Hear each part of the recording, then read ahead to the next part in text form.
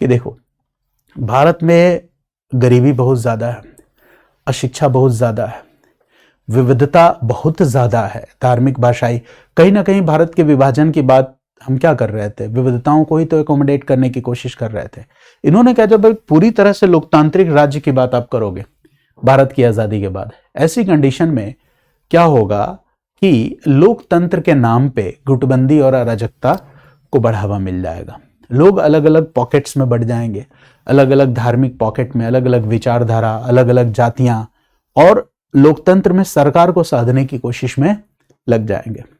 तो उन्होंने कहा टेम्पररीली भारत में लोकतंत्र तो आएगा, डेमोक्रेटिक सिस्टम ही हमें चाहिए, लेकिन भारत की आजादी के तुरंत बाद हमें डेमोक्रेटिक सिस्टम लाने की जरूरत नहीं है। तो लोगों ने कहा फिर कैसे चीजें चलेंगी पॉलिटिकल फ्रीडम में? तो इन्होंने कहा यहां पे एक टेम्पररी डिक्टेटरशिप जैसी व्यवस्था होगी। टेम्पररी डिक्टेटरशिप का मतलब हो गया अस्थायी अधिनायकत्व, और यही सबसे विवादास्पद विचार है ना। इन्होंने कहा यह डिक्टेटरशिप दूसरे राज्यों के डिक्टेटरशिप जैसा नहीं होगा।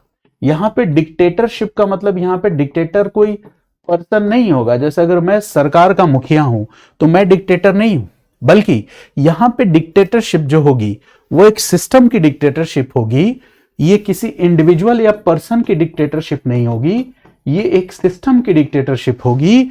और इस सिस्टम की डिक्टेटरशिप इस तरह से डिजाइन की जाएगी कि जिससे यह अपने नेशनल इंटरेस्ट या राष्ट्रीय हितों को ठीक ढंग से पूरा कर सके।